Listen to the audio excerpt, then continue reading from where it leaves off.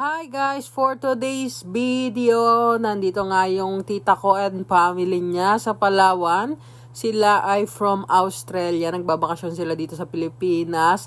And for today's video, dito naman ang kanilang destination sa lugar namin. Kaya anong role natin for today's video ay maging tour guide. So nandito kami ngayon sa Mitra Ranch, ang famous na tourist attraction dito sa Puerto Princesa. So nandito kami para i-try nila yung mga slide dito at iba pang mga pwedeng gawin and i-enjoy.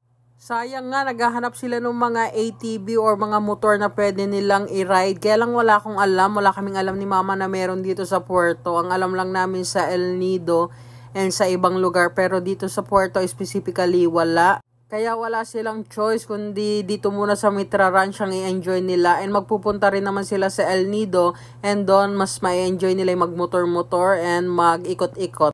First time ng 4 na pinsan ko na yan dito sa Palawan, pero yung mother nila hindi na, and yung kuya nila hindi na, and yung husband ng tita ko first time din dito sa Palawan. Yung tita ko hindi na kasi nakapunta na siya dati nung kasal ni ate, and pati yung panganay niya. So nagbabayad na sila and sinusuotan na sila ng mga helmet para itatry na nila yung slide. And nandito lang kami sa malayo, binibidyohan ko sila, kasama ko si mama. Kasi pag pumunta pa kami doon, medyo crowded na kasi meron pa rin gustong mag-try and magtanong about dun sa mga rides na pwede explore dito sa Mitra Ranch. Actually, merong skywalking, zipline, meron din ata silang bicycle, hindi ko lang sure. And yung bago nga nila ngayon is yung slide na sasakay ka sa timbulan, ayan. Kaya yan daw yung itatry ng mga pinsan ko. Ayan, by twos pala yan. So, dalawa-dalawa yung sasakay. Isa sa unahan, isa sa likod. Hindi ako makukontento dyan na nasa malayo lang ako. Kaya lalapit ako kasi bida-bida tayo. Charis.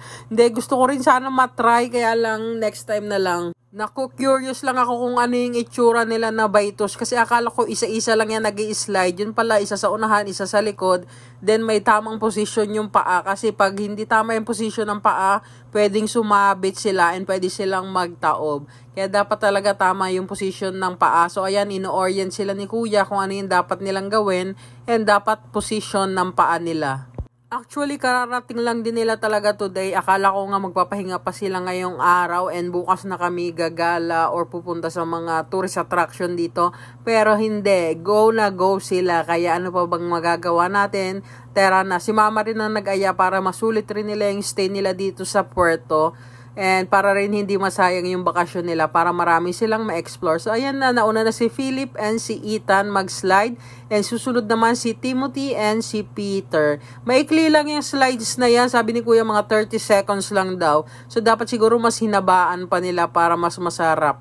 250 ata ang bayad. Hindi ko lang alam, or 200 pesos. Hindi ko na matandaan eh. After ng turn ni Timothy and ni Peter, ayan, sasalubungin naman namin sila doon sa kabilang part.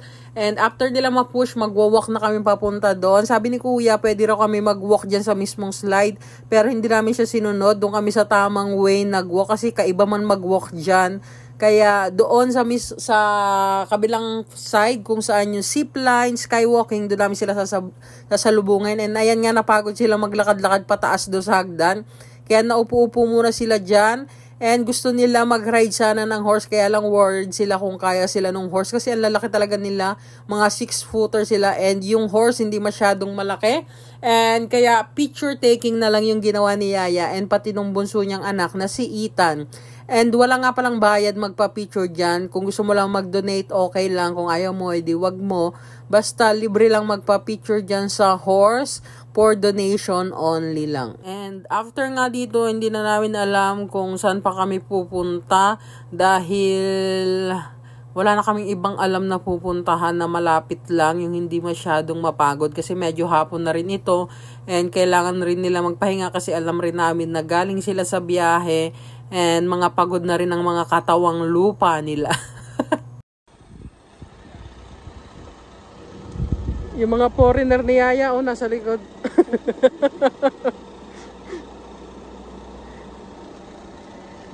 Sige ma.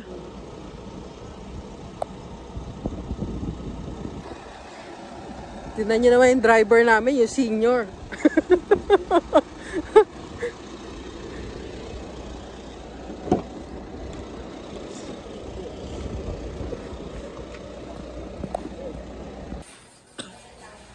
Mahilig pala yung mga kasama namin sa milk tea. Kaya si mama na pa milk tea rin.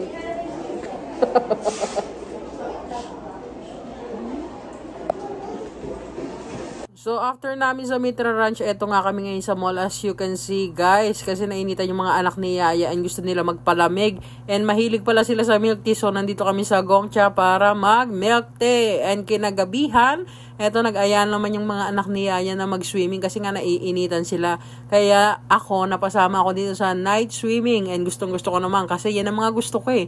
Yung mga outing-outing, yung mga swimming-swimming. Yan talaga ang hilig ng mga katawang lupa ko eh. Kahit mabilis tayong magkasakit, konting hamog lang, ubot sipon na agad. Charis! Nasa huli ang pagsisisi. Enjoy muna tayo for now. So, ayan, swimming sila dyan. And ako, video muna. Mamaya na tayo lulublob. Akala ko nga, hindi rin ako maliligo dyan. Pero dahil nag-entrance na rin kami and para hindi sayang ang bayad, nag-enjoy na rin kami after ko mag-video.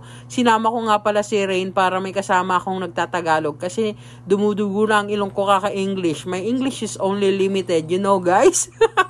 So ayan, nag-enjoy na sila mag-swimming.